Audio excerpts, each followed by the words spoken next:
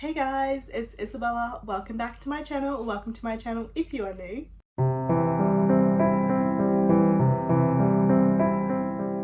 Today we are filming my April reading wrap up. How many books did I even read? I don't even know, let me check.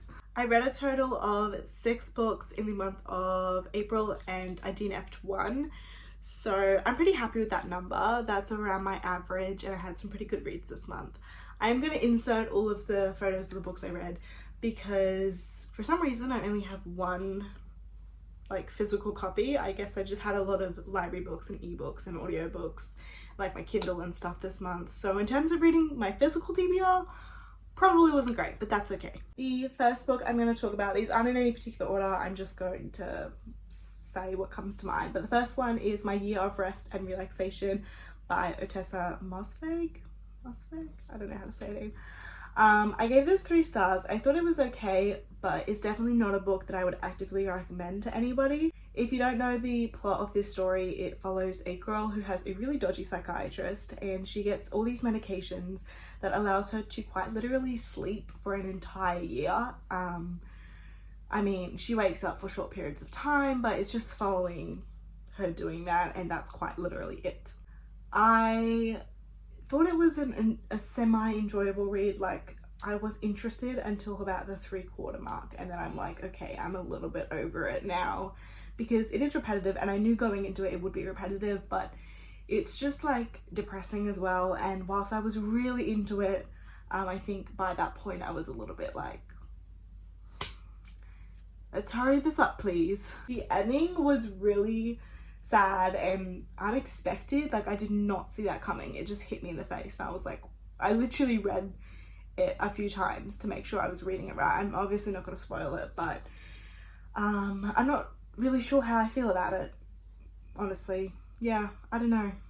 It's one of those books that I'm glad I read, but I probably would never reread and I would never recommend it to someone. But it's kind of a book that, like, if you're interested in reading it, I wouldn't say don't read it, but I just don't think you're going to gain a lot from it, to be honest. Like, it's not an inspiring type of read.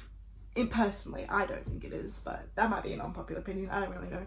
I haven't heard a whole lot about that book in terms of like people's opinions of it, so I don't really know what other people think, but it's a book, you know, nothing great. It was a book that was on my 2023 TBR card though, so I got to check one of those boxes. The next book I'm going to talk about is Wish You Were Here by Jodi Picoult. This was my book club pick for the book club I have with a few of my friends called Coffee and Characters Book Club. I really enjoyed this story up until the plot twist. This was like a 5-star read until that plot twist happened, and I'm like, the plot twist was meant to make you feel sad and meant to make you like kind of angry. That's what it was intended to do. But I was just so like low-key heartbroken that I'm like, oh. Again, I'm not gonna spoil what it is, but it just, I don't know, like I'm not mad at the book because I understand that that plot twist was actually there for a reason and it did its job. I think it was a good plot twist. It just wasn't what I wanted the book to be. I feel like the characters though felt so real, which is such a sad thing when you read the book. But it's, yeah, they felt so real.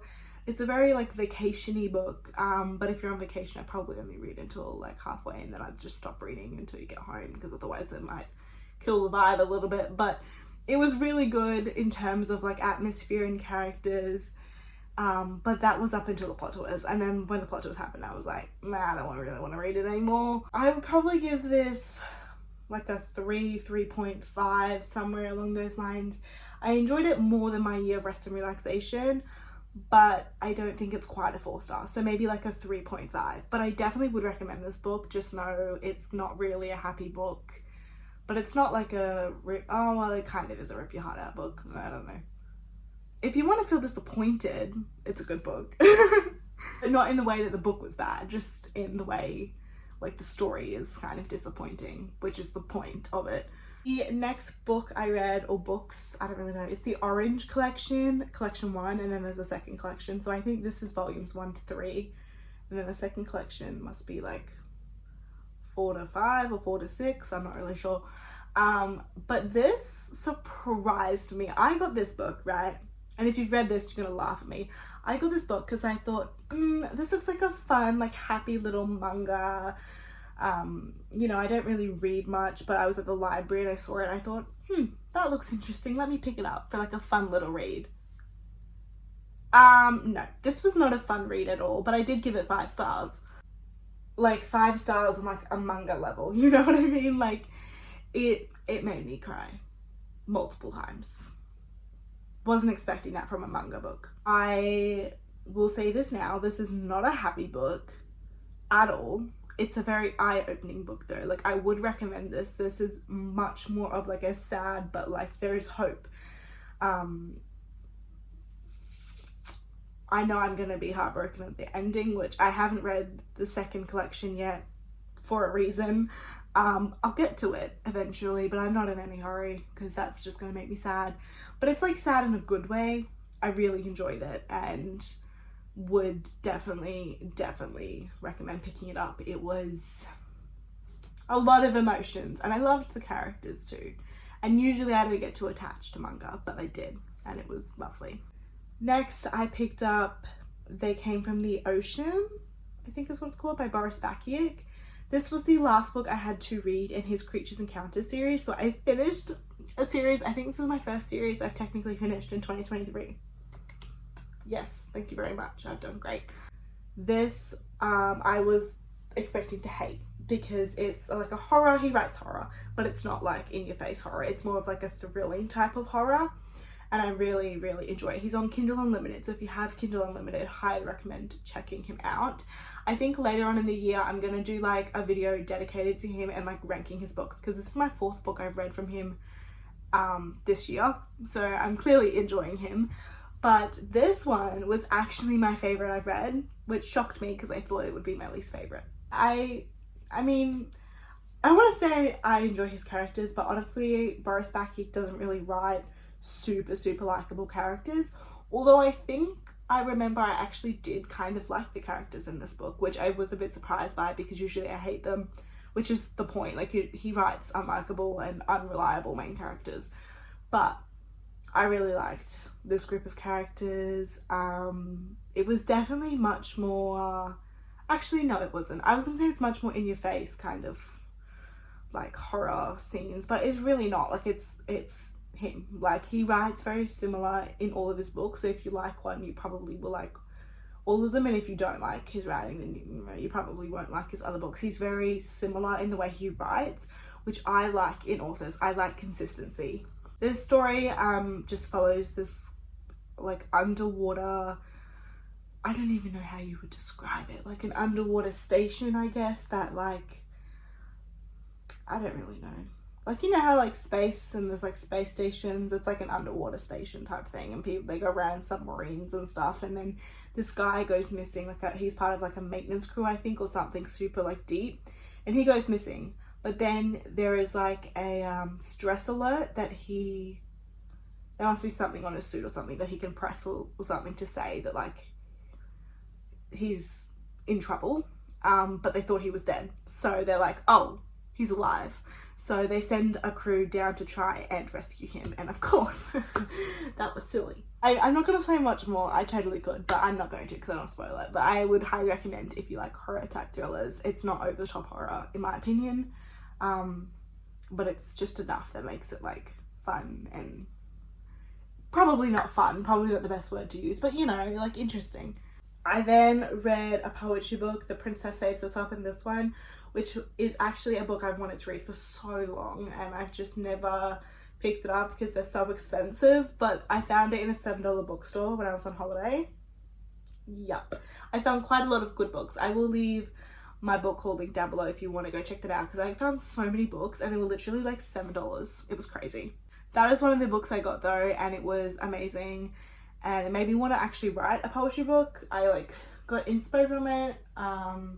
It is just, it's very feministy, very like girl power, and I thoroughly enjoyed it. I don't rate poetry books, but if I did, it'd be like 5 stars. It was really good. Just saying. I really like Amanda Lovelace. This is the second book I've read by her, and I've liked both of them.